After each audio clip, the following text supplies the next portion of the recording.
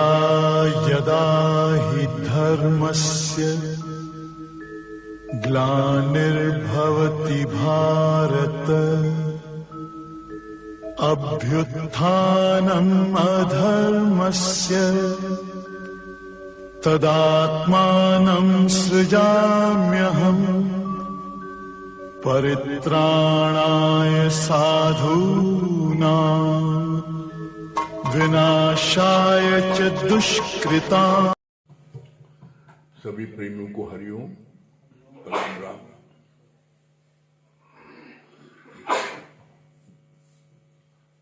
हम लोग बड़े भाग्यशाली हैं।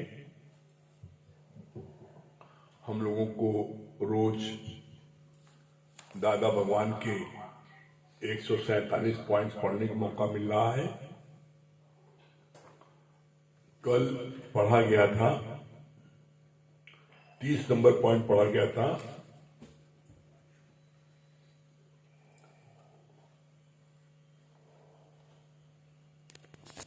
देवी और आसुरी संपदा की लक्षण। 30 नंबर कल पॉइंट था, देवी और आसुरी संपदा की लक्षण। कल ये पढ़ा गया था। आज भगवान उसके आगे 31 नंबर पॉइंट है, 31 नंबर पॉइंट है, प्रार्थना और सर्वशास्त्र बेकार हैं। Books and prayers are useless. Books and prayers are useless. प्रार्थना और सर्वशास्त्र बेकार हैं। ये इतना आश्चर्यजनक पॉइंट है कि कोई भी प्रेमी अगर सत्संग में आज पहले दिन आया है तो उसको आश्चर्य होगा ये कैसा बेकार का पॉइंट है। भगवान की प्रार्थना बेकार है और जितने शास्त्र सब बेकार हैं। लेकिन हाँ, बेकार हैं ब्रह्म ज्ञान गुरुमुख से सुनने के बाद ये महसूस होता है कि सारी प्रार्थना करना भगवान से वो यूजलेस है, बेकार है। और सारे शास्त्र, जितने भी शास्त्र, वो सब भी बेकार हैं। इसीलिए आगे बोला books and prayers are useless.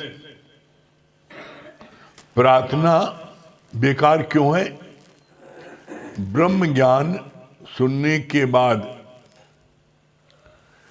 ये पक्का हो जाता है, पहले बनी प्रारब्ध, पीछे बना शरीर। पहले प्रारब्ध बनती है, उसके बाद में आपका शरीर बनता है। चाहे आप कितनी प्रार्थना कर लो, 20 घंटे प्रार्थना करो, पानी में डूब के करो, उल्टे खड़े हुए करो, पहाड़ पर चले जाओ, कहीं भी कैसी भी तरीके से भगवान की प्रार्थना करो, उसके बाद भी जो तुम्हारे शरीर की प्रारब्ध है वो नहीं बदलेगी, वो उतनी ही रहेगी। इसीलिए बोला गया पहले बनी प्रारब्ध, पीछे बना शरीर। इसका भी प्रमाण है, दुनिया का कोई बच्चा जब पैदा होता है तो आप देखना, पैदा होते समय उसके दोनों हाथ की मुट्ठियां बंद रहती हैं। जो मुट्ठियां बंद रहती हैं ये उसकी प्रारब्ध है। इसके लिए गुरु जी ने बहुत प्यारा उदाहरण पेश किया। क्या बोला? एक माँ, उसके जब बच्चे का शरीर शांत हो गया तो पति ने दूसरी शादी कर ली। जब दूसरी शादी की तो पहले वाले बच्चे से उसके एक बेटा था, और जो शादी की उससे 4 बेटे हो गए। तो वो इतना गरीब था कि वो अपने बच्चों को नहीं खिला पा रहा था, तो पहली माँ के बच्चों को कैसे खिलाए। तो वो जो सौतेली माँ थी, जो बाद में शादी होके आई, उसने पहले वाली बच्चे की माँ को, बच्चे को घर से भगाया। तुम भाग गए हो, अपने माँ भगाओ, जाओ, यहाँ नहीं रह सकते, मेरे बच्चों को खाने के लिए नहीं तो मैं तुमको घास खिलाऊं। और उसको वो भगा देती थी। तो वो बच्चा जब घर से जाता था निकल के, तो अभी कुछ ही दूर आगे जाता है तो उसकी सौतेली माई देखती है कि बच्चे के सिर पर एक गठरी आ गई। जब घर से गया था तो गठरी नहीं लिया, लेकिन जब बाहर निकला तो गठरी उसकी आ गई। तो माँ ने उसको बुलाया कि पता नहीं क्या चोरी कर गया है। जब माँ के पास बच्चा आया तो उसके सर से वो गठरी फिर गायब हो गई। फिर उसको भगाया, भागो यहाँ से। फिर जब वो घर के बाहर गया, अभी कुछ ही दूर गया था, फिर देखा उसके सर में गठरी आ गई। इसी प्रकार से जब कई बार उस माँ ने उसको बुलाया और भेजा, तो दूर से एक संत देख रहे थे ये लीला। तो आता नहीं, संत बड़े परमार्थी, जाको शीतल अंग, और तपत बुझाए औरों की, दे दे अपना रंग। संतों को अनायास करुणा होती है। उन्होंने पूछा, माँ क्या बात है, इस बच्चे को तुम बार बार बुलाती हो, बार बार भेजती हो, क्या बात है। तो क्या बोला माँ ने, संत जी ये बच्चा पता नहीं कैसा जादुई बच्चा है, ये जादूगर है, ये क्या हो गया भाई। हम लोग घर से इसको भगाते हैं तो इसके सर में कोई गठरी नहीं रहती, और जब ये कुछ दूर चला जाता है तो देखते हैं इसके गठरी आ गई। पास बुलाते हैं, गठरी गायब हो जाती है, आखिर है क्या। तब संत जी ने समझाया माँ को, माँ ये बच्चा जिस घर में रहेगा तो इसकी जो प्रारब्ध है उस घर वालों को मिल जाएगी। जब आपने इसको घर से निकाल दिया तो अब ये जहां जाएगा इसकी प्रारब्ध इसके साथ जाएगी। पलते अलग अलग है प्राणी, पालने वाला एक है। हम समझते हम पाल रहे हैं, गलतफहमी है। भगवान ने इसको और सरल ढंग से समझाने की कोशिश की। बोला कैसे, बोला जैसे तुम्हारे परिवार में तुम्हारा राशन कार्ड बना, तुम घर में 7 लोग हो, तो जो घर का मुखिया है राशन कार्ड में उसका नाम लिखा जाता है, बाकी अन्य 6 ये लिखा जाता है। तो राशन की दुकान पर जब जाते हो तो आपको 7 लोगों का राशन मिलता है। नाम तो सिर्फ आपका लिखा है, 7 लोगों को राशन क्यों मिलता है? क्यों? क्योंकि एक मुखिया का नाम लिखा जाता है, बाकी लोगों का राशन वो दे देता है। ठीक इसी प्रकार से यहाँ पर दिखने में ऐसा आता है कि घर का फलाना मुखिया, पिता, माँ ये कमा रही है, बाकी सब लोग खा रहे हैं। सब लोग खा रहे हैं अपनी प्रारब्ध का। तुमको जो भी आमदनी होती है वो सबके प्रारब्ध के अनुसार होती है, और जब आप उनको अपने घर से हटा देते हो, निकाल देते हो, तो उनकी प्रारब्ध लेस हो जाती है, कम हो जाती है। जैसे कि उस बच्चे की प्रारब्ध उनके पास तब तक थी जब तक बच्चा था। माँ ने बच्चे को निकाला, वो प्रारब्ध उसके साथ गई। तो बोला तुम कितना भी प्रार्थना कर लो, बोला प्रार्थना, यहां जो है बोला इस बात को कि तुम कितनी भी यहां पर प्रार्थना करो, वो तुम्हारी प्रार्थना जो है उससे तुम्हारी प्रारब्ध नहीं बदलेगी। आप सोचो मेरी प्रारब्ध बदल जाएगी, ऐसा नहीं। अगर ऐसा होता तो आप स्वयं देख लो, इस धरती पर ज्यादातर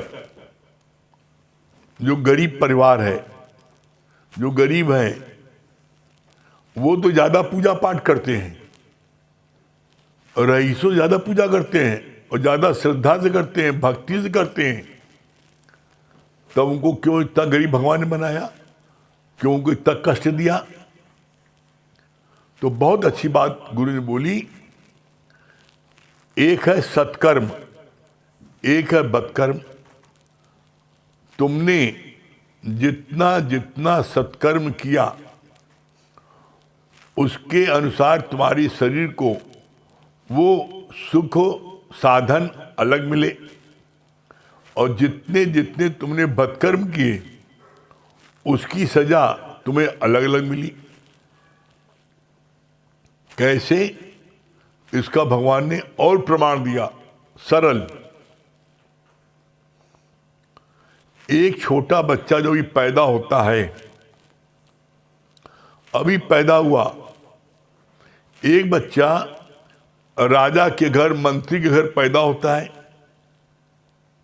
जहां वो सोने के चम्मच से, सोने की कटोरी में दूध पीता है, एयर कंडीशन में रहता है, गाड़ी घोड़ा बंगला, दुनिया के सारे भौतिक सुख उसको मिलते हैं। अभी तो उसने कोई कर्म नहीं किए। और एक बच्चा पैदा होता है, वो भिखमंगे घर पैदा होता है, जहां उसको दोनों समय खाने के लाले पड़े, खाना भी नहीं मिलता बेचारे को, मांगता है, भीख मांगता है, ठोकर खाता है, नंगे बदन रहता है, पैदल इधर से घूमता है, न कपड़ा पहनने का है, न घर है, मकान है। तो उसने तो अभी कोई कर्म किए ही नहीं, फिर कैसे वो इतने गरीब परिवार में इतनी भूखमरी कंडीशन में है?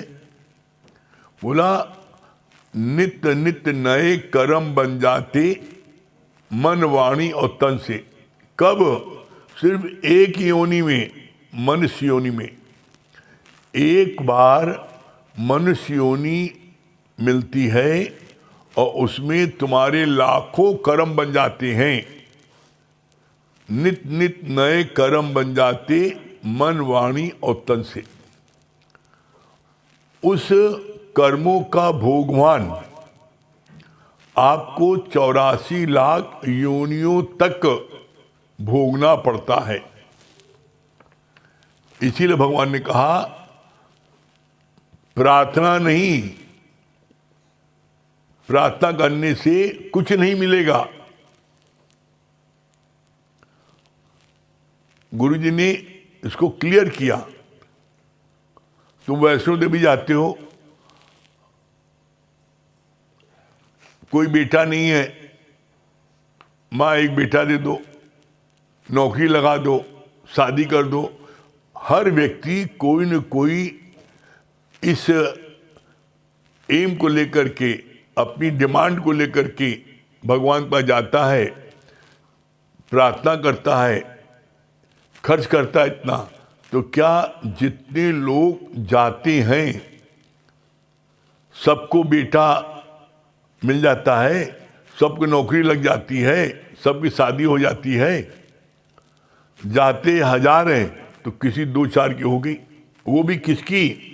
जिनके प्रारब्ध में वो चीज है, वो चीज उनको प्राप्त हो जाती है। आप ये समझते हो कि हम देवी के पास गए थे तो उन्होंने प्रसन्न होकर के हमको दे दिया, ऐसा नहीं ना।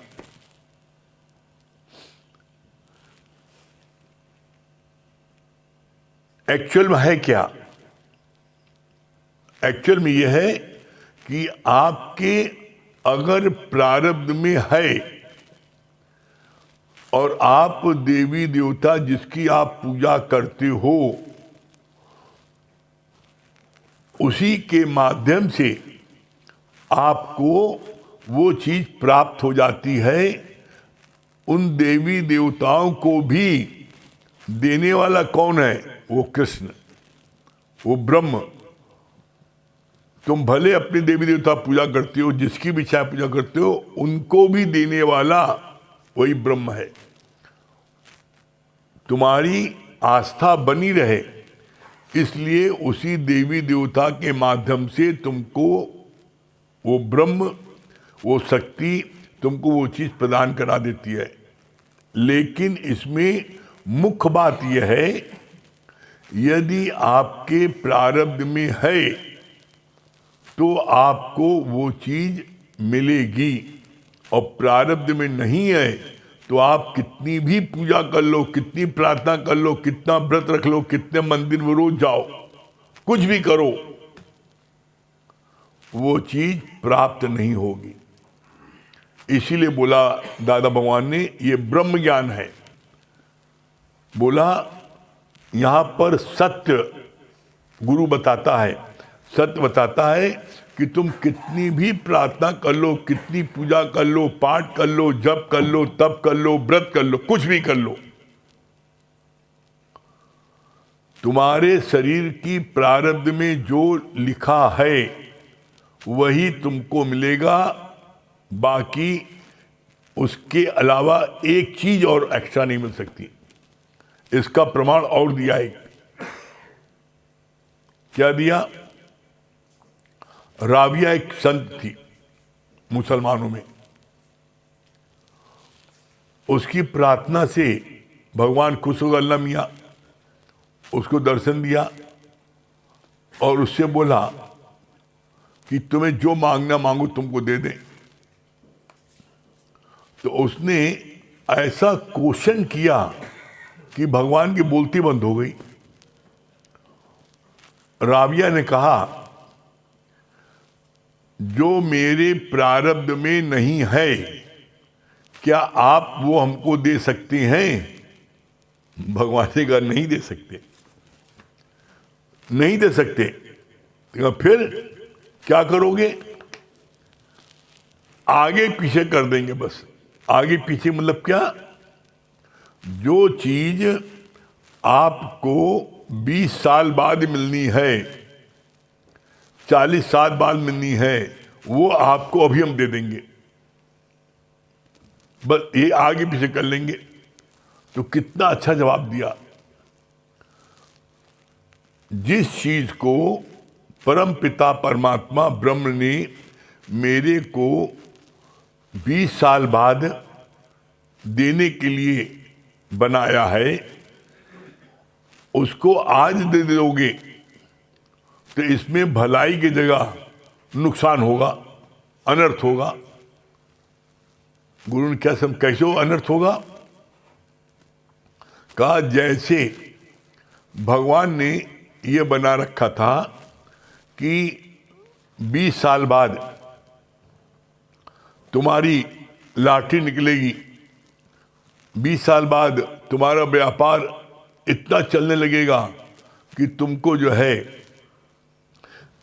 20 लाख रुपए तुमको प्रॉफिट हो जाएगा, मिल जाएगा। वो रुपए तुमको अभी मिल गए तो उसका परिणाम क्या होगा? अभी मिल गए तो अभी तो आपको उसकी रुपए की जरूरत नहीं है। वो रुपए मिल गए उसका क्या होगा? भगवान ने बोला money at the most can spoil man not make a man.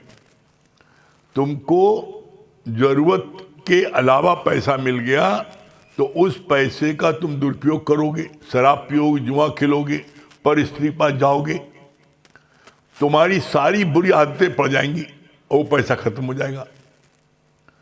और 20 साल बाद भगवान ने 20 लाख तुम्हारे प्रारब्ध में दिया था, मिलेगा।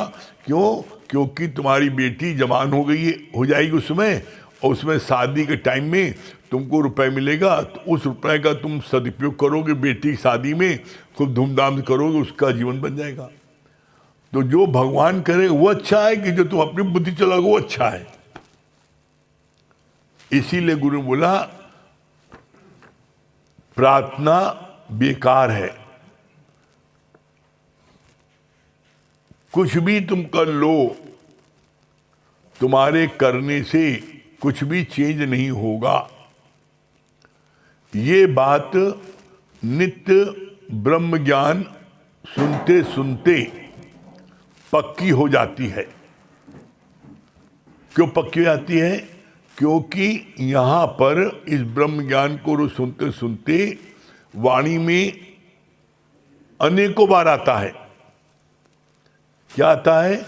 भगवान ने 6 चीजें अपने हाथ में रखी हैं।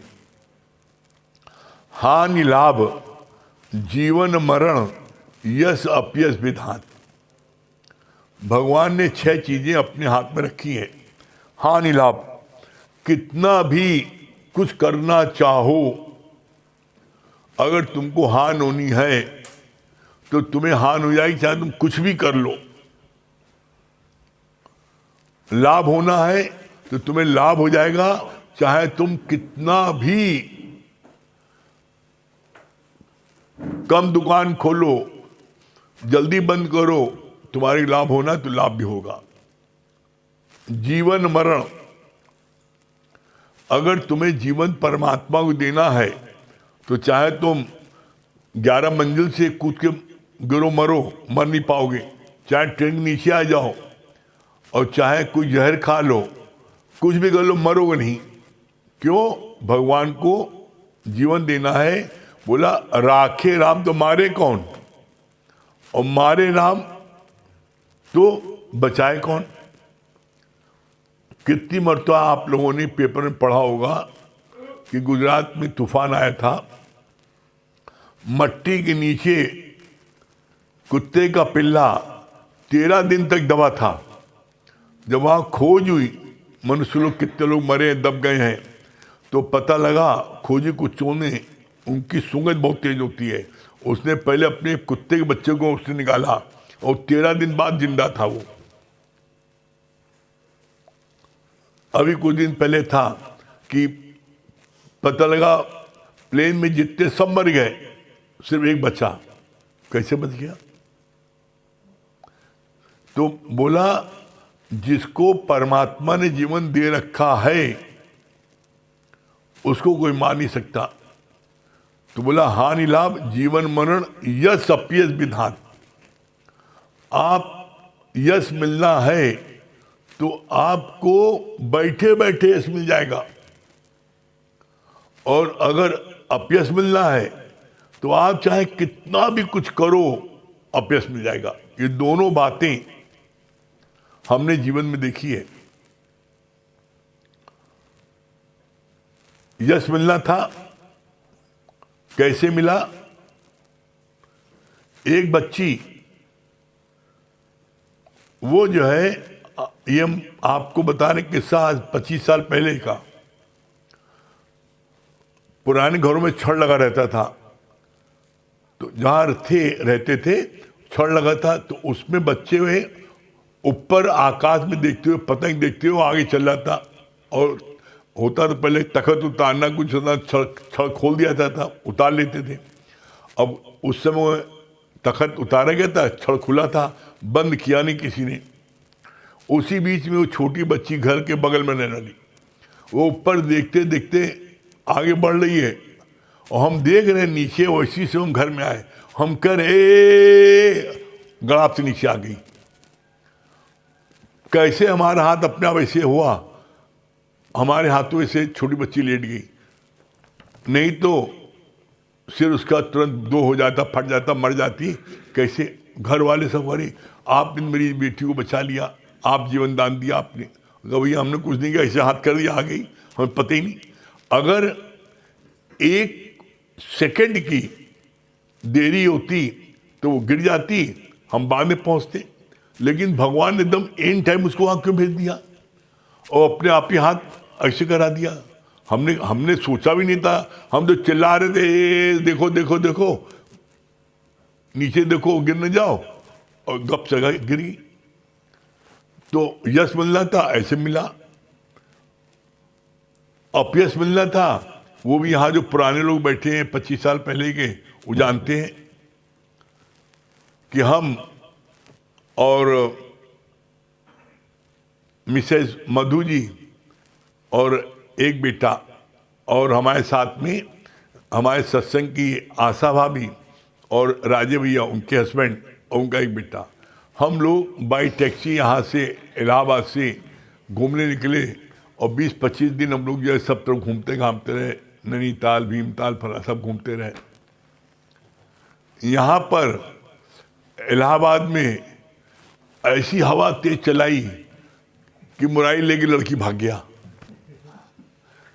कोई लड़की सत्संग में आती थी, उसका नाम बताया, उसको लेके भाग गया, तो वो गायब हो गया। पूरे शहर में इतनी तेज हवा, सब एक दूसरे को कहे, बहुत बदनामी की, बहुत एक एक लोगों को बदनामी। सब लोगों ने कहो जाओ सत्संग देखो, वो भागा लेके।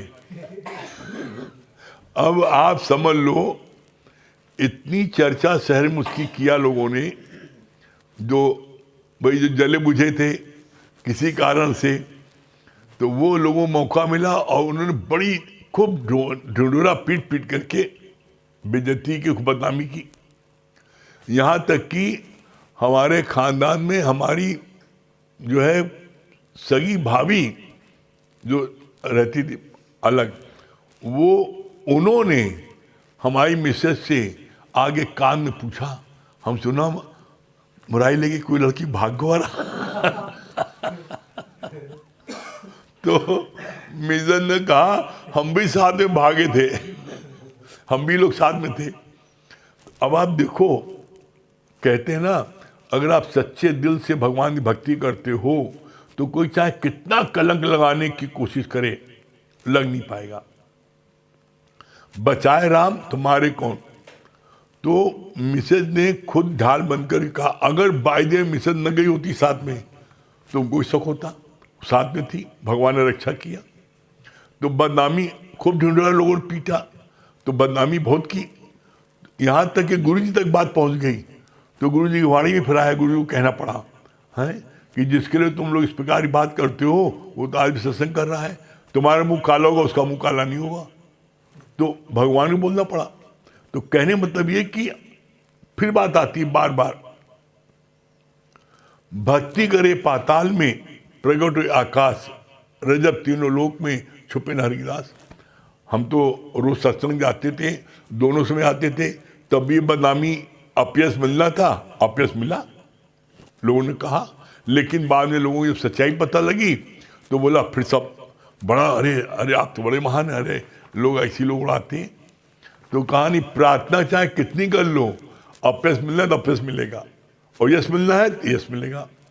हानि लाभ जीवन मरण यश अपयश विधात।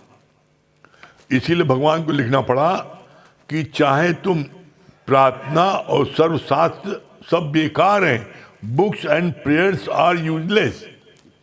तुम कितनी प्रार्थना करो, तुम्हारी प्रार्थना से तुम्हारे शरीर की प्रारब्ध नहीं बदलेगी। और फिर आगे बोला, सर्वशास्त्र बेकार है। क्यों? सर्वशास्त्र क्या बोला भगवान ने? बोला है, शास्त्रों में जैसे जो शब्द लिखे होते हैं, बोला ये मरी हुई मक्खी के समान है।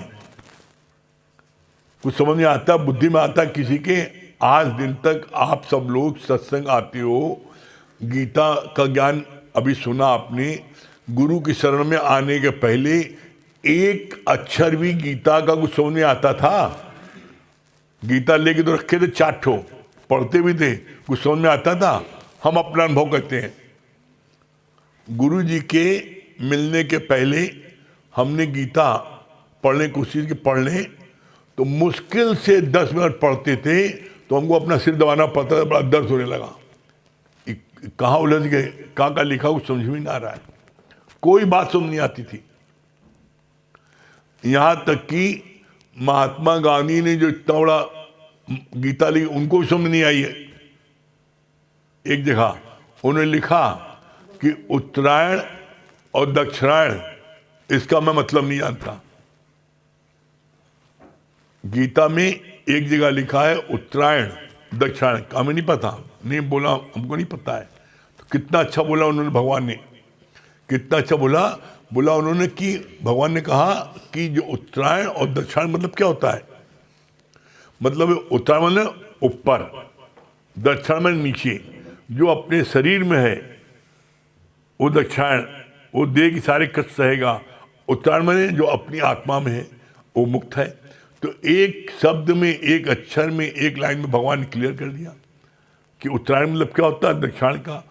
सारी बातों को भगवान ने गीता में इतने सरल शब्दों में समझाया। हरे कृष्ण मेहता इसीलिए बोला सारे शास्त्र बेकार है, यूजलेस है, कुछ भी समझ में नहीं आ सकता। ये समझाने वाला कौन है? बोला सारे शास्त्र जो है ये समुद्र है और तुम्हारी बुद्धि क्या है, सत्यनारायण की चलनामृत की प्याली के बराबर।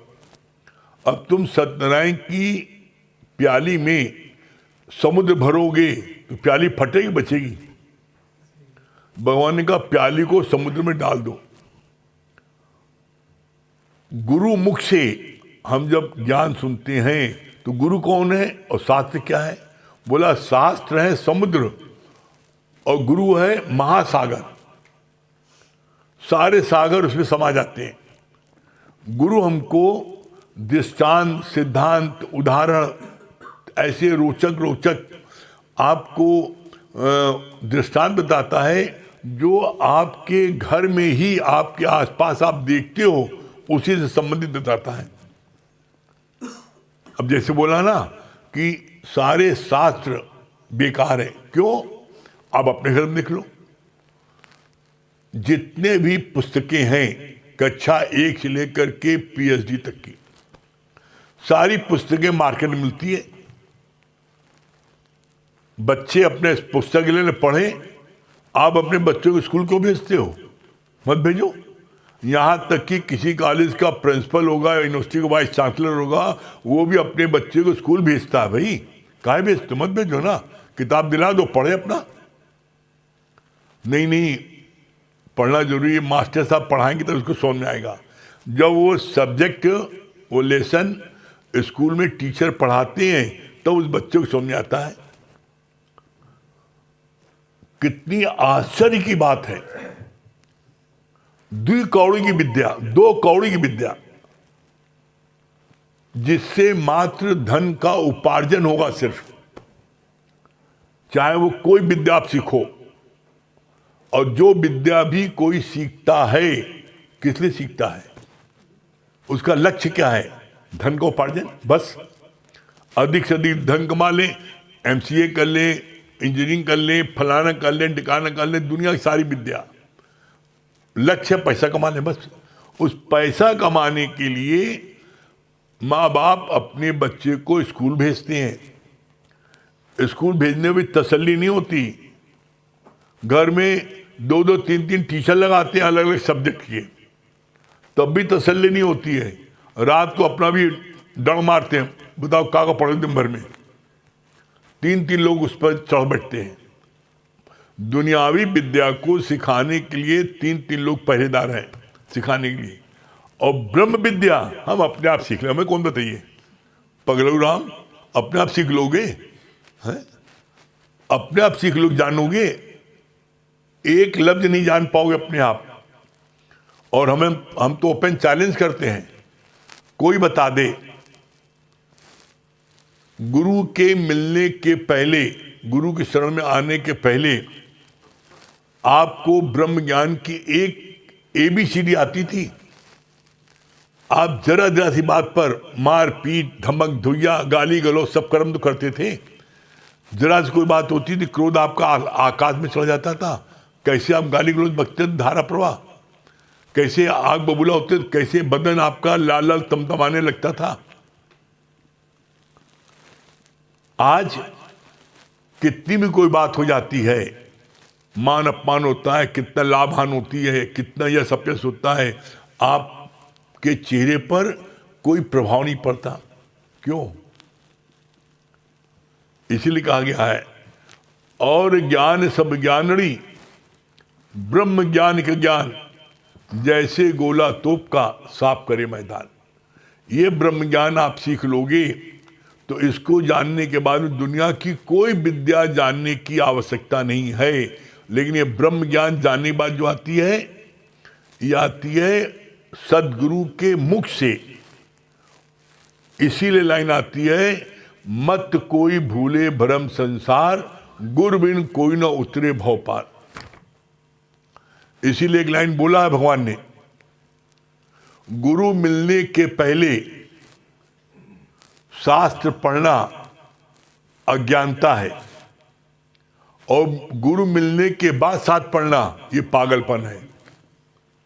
गुरु इसलिए बोला, जो कुछ भी तुम सीखते हो वो गुरु के मुख से। कहीं लिखा है कि पढ़ो, श्रवण सुनो, गुरु के मुख से सुनो, वो तुम्हारे अंदर जाएगा।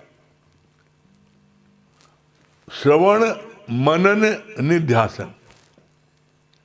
दूसरी लाइन आई है, सुनत कहत रहत गति पाए। ये कहीं लिखा पढ़ो, दोनों जगह लिखा है। दो प्रकार से आपकी गत हो सकती है। पहला, श्रवण गुरु के मुख से, सदगुरु के मुख से ब्रह्म ज्ञान सुनो। श्रवण, मनन, उसका मनन करो, मैंने आज क्या सुना, क्या इसमें मेरी स्थित है, नहीं है तो क्यों नहीं है, उसमें स्थित बनाने की कोशिश करो। जो वचन है पूरा जीवन में लगाओ।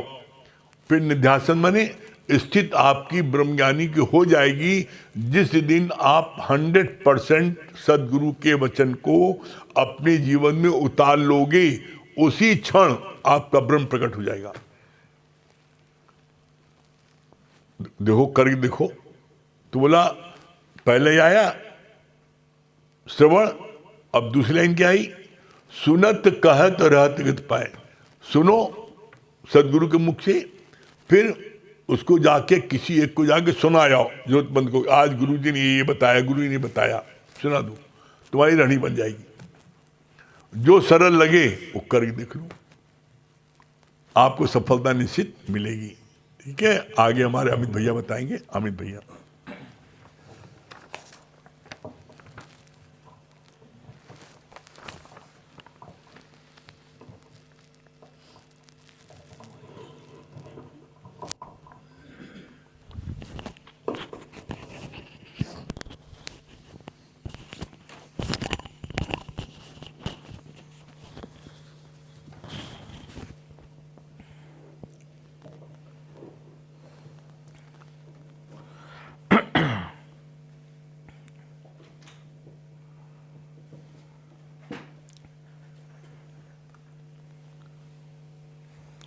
सभी प्रेमियों को हरिओम। देखिए,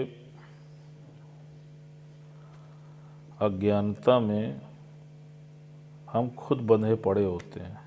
आज एक बहुत अच्छी बात भगवान बता रहे थे। कहा कि देखो, एक अपराधी को पुलिस वाले पकड़ के ले जा रहे थे, तो अब ये बताओ कि अपराधी की जिम्मेदारी ज़्यादा है कि पुलिस वाले की जिम्मेदारी ज़्यादा है? पुलिस वाले की ज़्यादा है। और फिर भगवान ने बोला, कहा कि जब उसको जेल से निकाल कर पेशी के लिए ले जाते रहते हैं तो उस समय पुलिस वाला अपनी सेफ्टी के लिए कि अपराधी भाग ना जाए, देखो एक हथकड़ी अपराधी के हाथ में पहना देता है और दूसरी अपने हाथ में डाल लेता है कि ये भागने ना पाए, जिससे कि भागे तो हमें भी साथ लेके भागे। तो अब आप देखो कि रिस्पॉन्सिबिलिटी किसकी ज़्यादा है? उस पुलिस वाले की। अपराधी की कोई रिस्पॉन्सिबिलिटी है क्या? वो तो स्वतंत्र है। तो भगवान ने बड़ा सटीक इसका उदाहरण दिया। कहा ठीक इसी प्रकार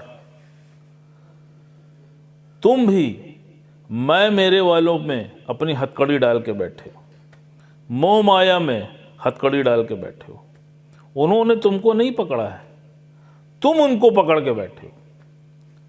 तो जब तुम उनको पकड़ के बैठे हो तो रिस्पॉन्सिबिलिटी किसकी ज़्यादा है? रिस्पॉन्सिबिलिटी तुम्हारी ज़्यादा है। फिर भगवान ने बोला, कहा कि देखो तुम्हारी स्थिति उस आदमी की तरह हो जाती है जैसे एक सेठ की गाड़ी के आगे 4 घोड़े बंधे थे और गाड़ी के पीछे भी 4 घोड़े बंधे थे। जब वो आगे बढ़ना चाहे तो पीछे वाले 4 घोड़े उसको खींच लेते थे, और जब वो पीछे बढ़ना चाहे तो आगे वाले 4 घोड़े उसको रोक लेते थे।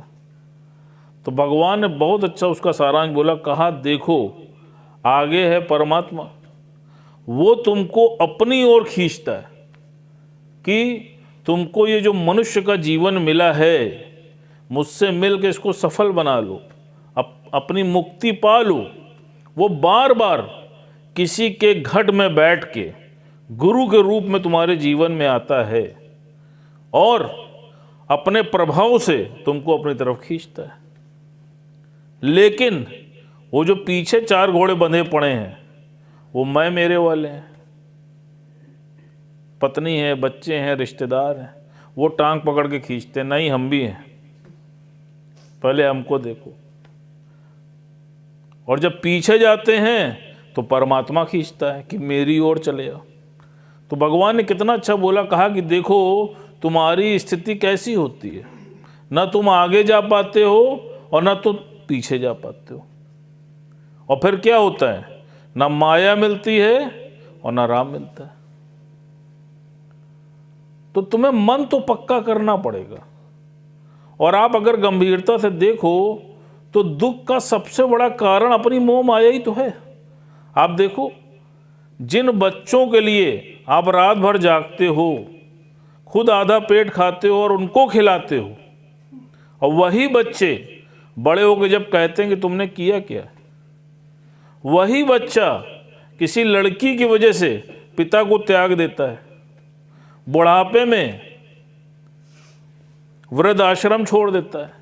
सोचो कितनी पीड़ा होती है। क्यों? क्योंकि अंदर मोह माया की तारें बंधी पड़ी है ना। किसी बाहर वाले से पीड़ा होती है क्या? और इतिहास गवाह है, धोखा किसने दिया? धोखा अपने वाले ने दिया। दुनिया से ठोकर खाई ना होती तो प्रभु तेरी याद आई ना होती। सब लोग ठोकर खा के बैठे हैं, तभी यहां शांति से बैठे हैं। आप सोचो ना, भगवान ने बोला, कहा सोचो कि एक डॉक्टर होता है, उस हजारों ऑपरेशन करता है, लेकिन वही डॉक्टर जब उसको अपने बेटे का ऑपरेशन करना होता है, देखो कैसे हाथ कांपता है, हिम्मत नहीं पड़ती है। कितना क्वालिफाइड डॉक्टर होता है, लेकिन अपने बेटे का ऑपरेशन नहीं कर पाता, दूसरे से बोलता है तुम करो। जज कितना न्यायमूर्ति, आप सोचिए, मतलब इक्वलेंट टू गॉड जो डिसीजन दे दिया, अब उसको काट नहीं सकता कोई। आप सोचिए, उनका नाम होता है न्यायमूर्ति, उनको भगवान की उपाधि दे दी, लेकिन अपने पुत्र का जब डिसीजन देना होता है, देखिए कानून बदलने की बात आ जाती है। क्यों? कमजोर किसने किया? कमजोर तुम्हारे मोह ने किया। यहां तो यहां छोड़ो आप, भगवान ने इससे भी बढ़िया उदाहरण बताया। कहा सोचो, अर्जुन सर्वशक्तिमान था, उसको कोई परास्त कर सकता था क्या धरती पे? सोचो, उसके बाद भी वो कौन सी चीज थी जिसके कारण वो युद्ध करने में असमर्थ महसूस कर रहा था? उसने भगवान से बोला ना कि मेरे हाथ कांप रहे हैं, मेरे होठ फड़फड़ा रहे हैं, मेरे शरीर में कंपन हो रहा है। क्यों? मोह के कारण। जब उसने ये देखा कि मैं और मेरे वाले हैं, तो मोह के कारण ही तो वो युद्ध नहीं कर पा रहा था।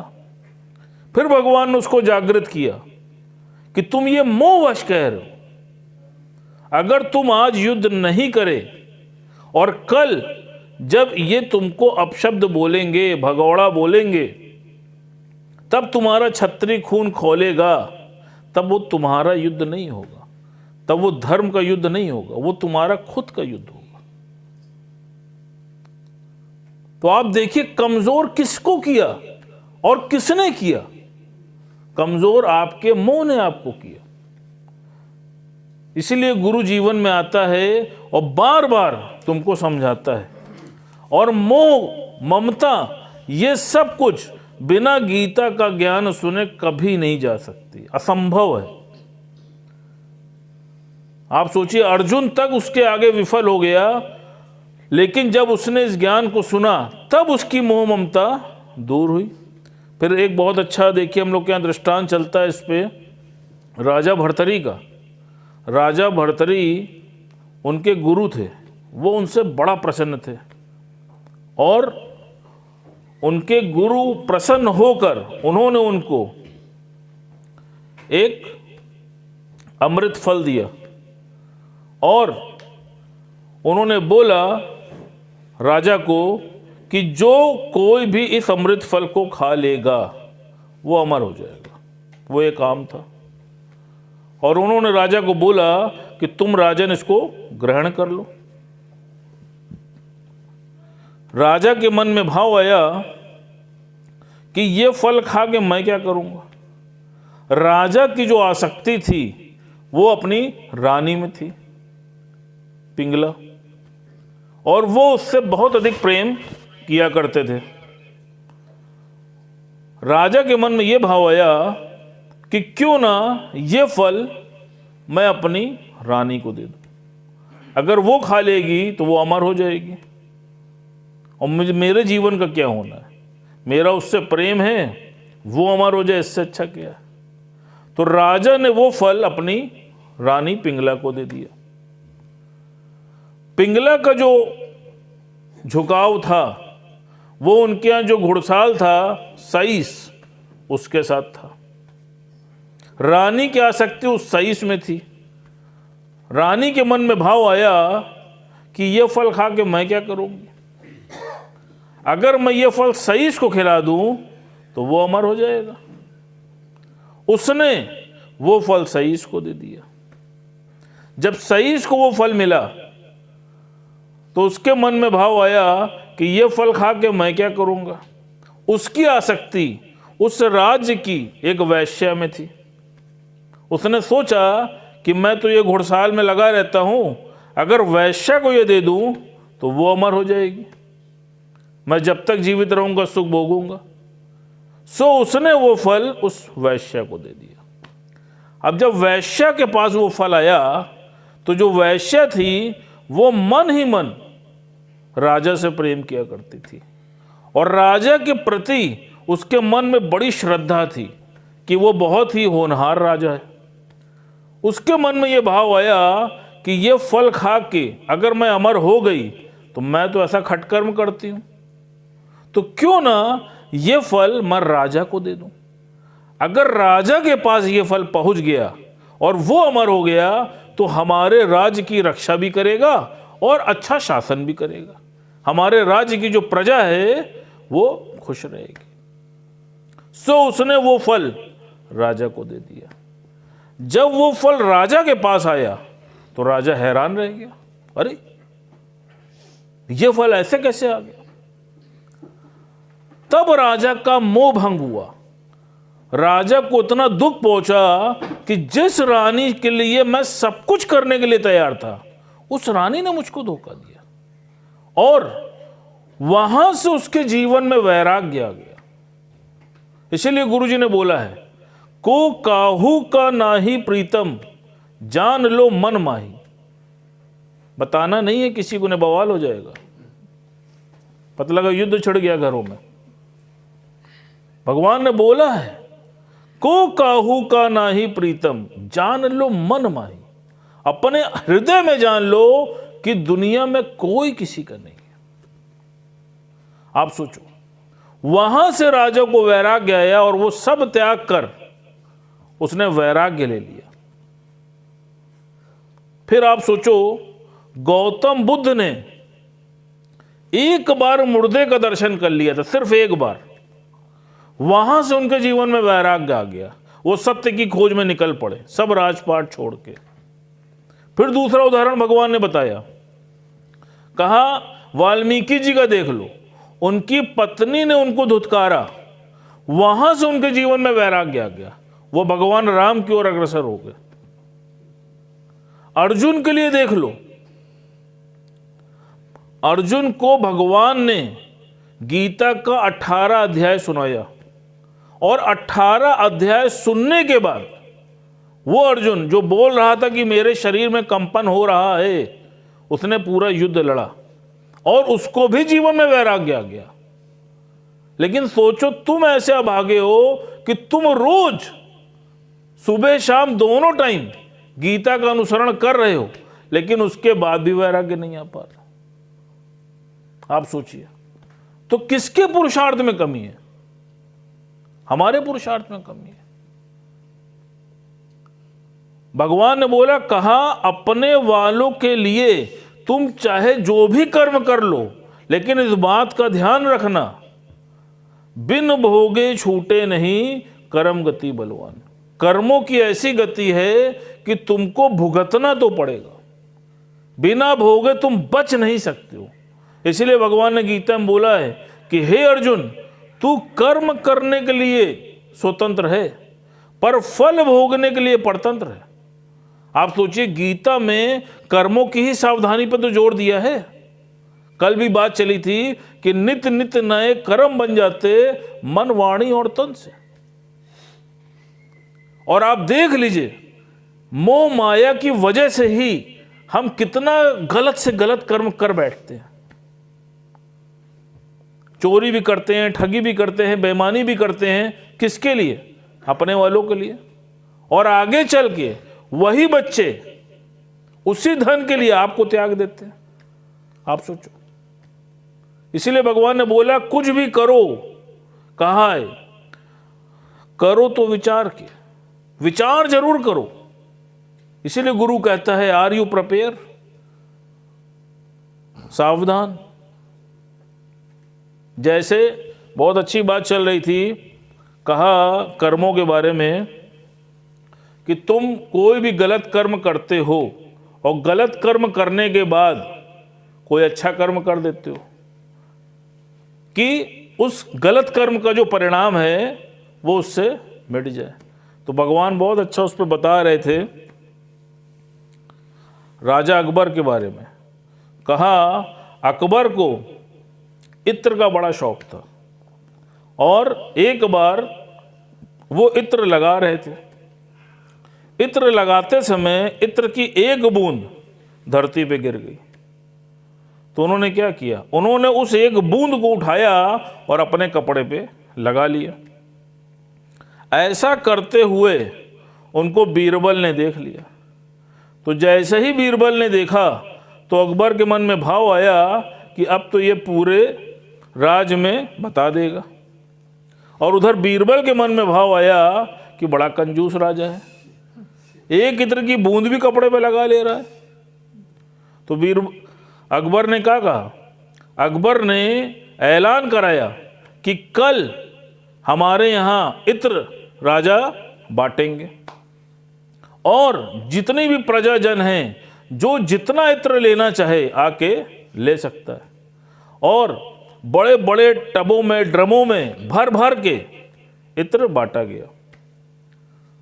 जितनी भी प्रजा थी तमाम चीजें लेके आए और गए। बीरबल कोने में खड़ा हुआ देख रहा था।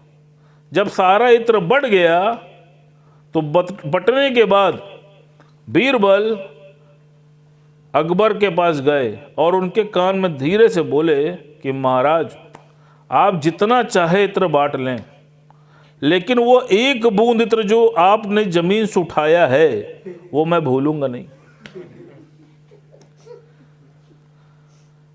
गुरु जी ने इसका क्या सिद्धांत बताया? कहा कि दुनिया में 10 कत्ल की एक ही सजा तुमको मिलती है, फांसी। लेकिन भगवान के यहाँ ऐसा नहीं है। भगवान के यहाँ 10 जुर्म की 10 सजा है और तुम्हें 10 भुगतनी पड़ेगी। तुम मनुष्य से तो छुपा सकते हो, लेकिन भगवान से नहीं छुपा सकते। इसलिए तुम कोई भी कर्म कर रहे हो, अगर तुमने एक गलत कर्म किया है और 10 अच्छे कर्म किए हैं, तो ऐसा नहीं है, उस गलत कर्म की सजा तुमको भुगतनी पड़ेगी। इसीलिए कर्मों की सावधानी बोली गई है। और जो कोई भी इस ज्ञान को मनमना भाव से सुनता है, ये मेरा अनुभव है कि उसके अंतःकरण में इतनी पवित्रता आ जाती है कि फिर आप चाह के गलत कर नहीं पाओगे। आप गलत तभी तक कर पाते हो जब तक अंदर अंधकार होता है। जब अंदर प्रकाश हो जाएगा तो अंधकार का अस्तित्व स्वतः मिट जाएगा। आप चाहोगे भी करना तो आप उसको कर नहीं पाओगे, इम्पॉसिबल है। आप आजमा के देख लेना। बाकी समय हो गया। हरिओम। अब शिवांगी जी भजन सुनाएंगी।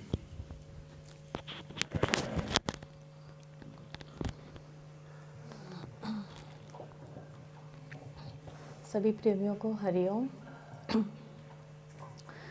मन मति डुबोए गुरु मति तारे, मन मति डुबोए गुरु मति तारे।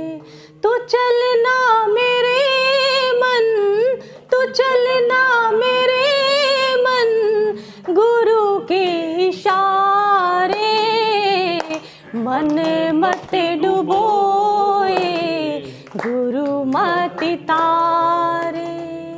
गुरु के वचन पर चलना है मुश्किल, गुरु के वचन पर चलना है मुश्किल, मगर चलने वालों ने पाई है मंजिल, मगर चलने वालों ने पाई है मंजिल।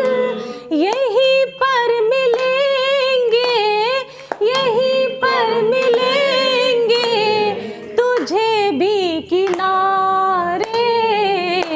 मन मत डुबोए गुरु मति तारे, मन मत डुबोए गुरु मति तारे। तू चलना मेरे मन, तू चलना मेरे मन, गुरु के इशारे। मन मत डुबोए गुरु मति तारे। बड़ी सीधी सादी है बातें गुरु की, बड़ी सीधी सादी है बातें गुरु की। हर बात में है करामत गुरु की, हर बात में है करामत गुरु की। कोई भाग्यशाली, कोई भाग्यशाली समझे इशारे। मन मत डुबोए गुरु मति तारे, मन मत डुबोए गुरु मति तारे। तू चलना मेरे मन, तू चलना मेरे मन, गुरु के इशारे। मन मत डुबोए गुरु मति तारे। जहाँ मन की मानी वहीं धोखा खाया, जहाँ मन की मानी वहीं धोखा खाया। सही रास्ता तो गुरु ने बताया, सही रास्ता तो गुरु ने बताया। जो माने गुरु की बात, जो माने गुरु की